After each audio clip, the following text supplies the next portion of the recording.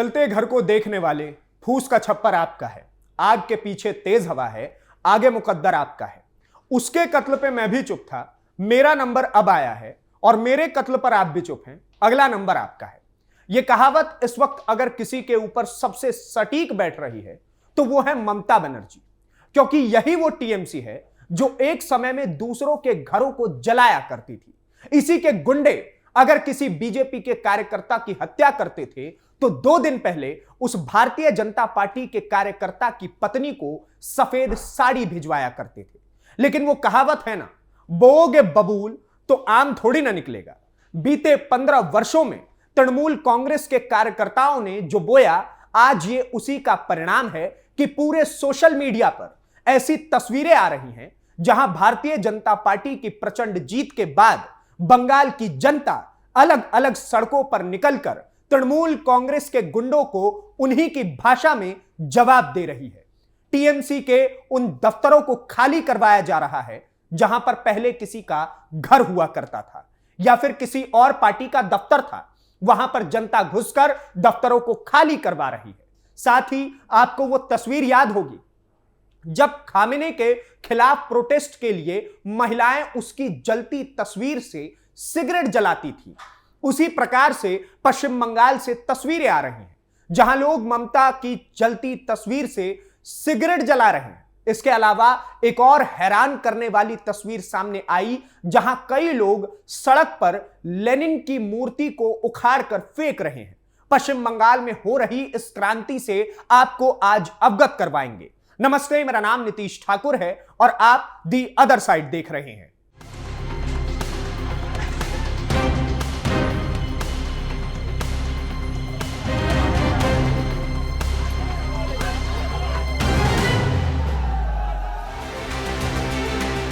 पश्चिम बंगाल के अंदर ममता का सुपड़ा साफ होने के बाद एक अलग ही क्रांति की तस्वीरें आ रही हैं, जहां हर तरफ लोग ममता और उसके गुंडों द्वारा किए गए कब्जे को हटाने में लगे हुए हैं।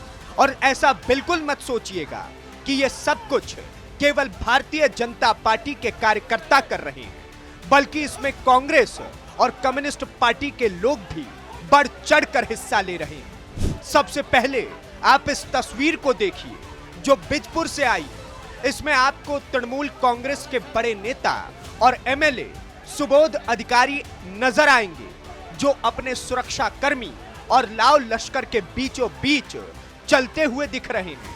लेकिन उन्हें कहां मालूम था कि इतने वर्षों से जो उन्होंने 24 परगना के बिजपुर में रह रही जनता को परेशान किया है, उसका हिसाब जनता थप्पड़ों से लेगी।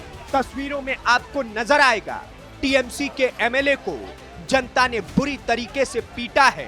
साथ ही आरोप है लोगों का कि उनके साथ में एक और व्यक्ति जिसके ऊपर हमला हुआ है वो कोई और नहीं बल्कि उन्हीं के द्वारा पोषित एक गुंडा माफिया है, जो बिजपुर के अंदर लोगों को आए दिन परेशान किया करता था।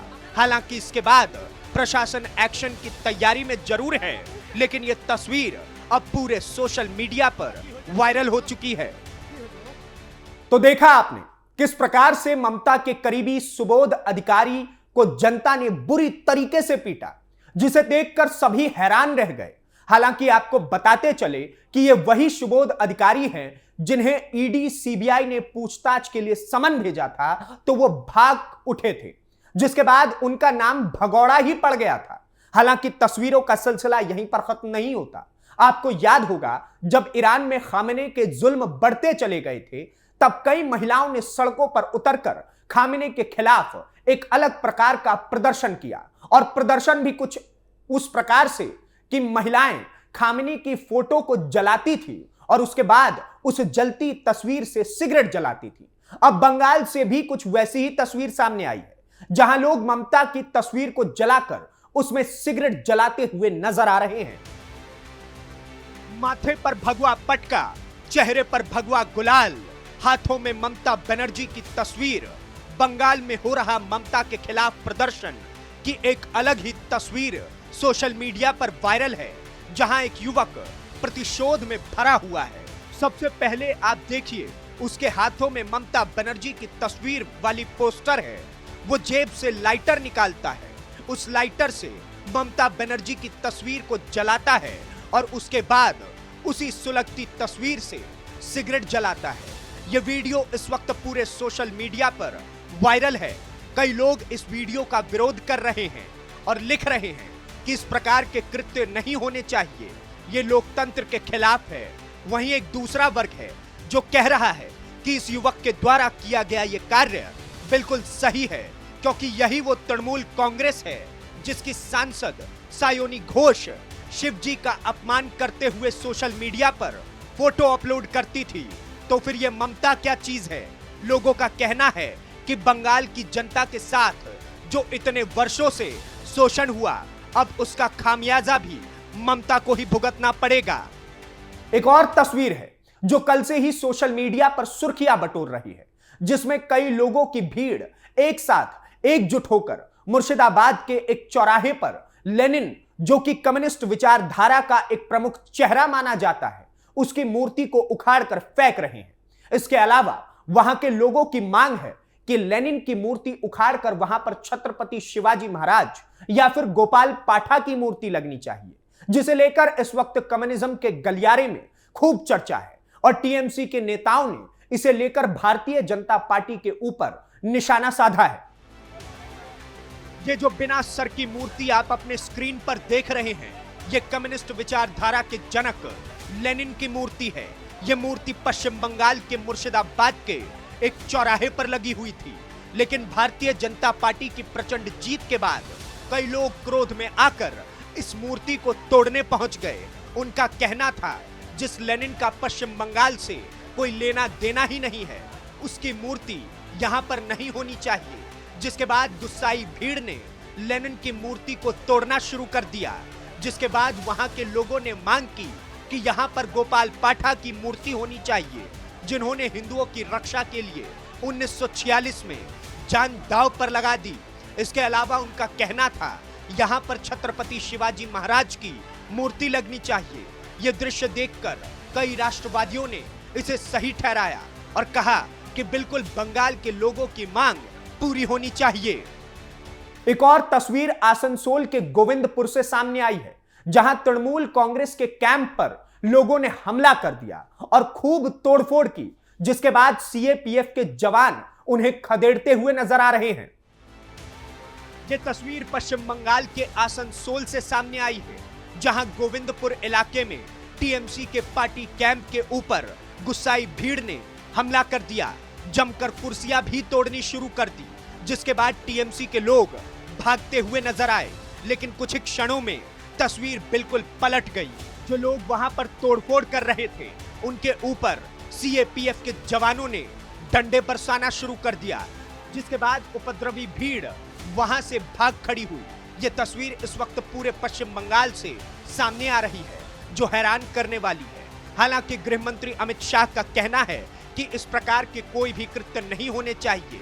साथ ही उन्होंने कहा कि किसी को भी छोड़ा नहीं जाएगा।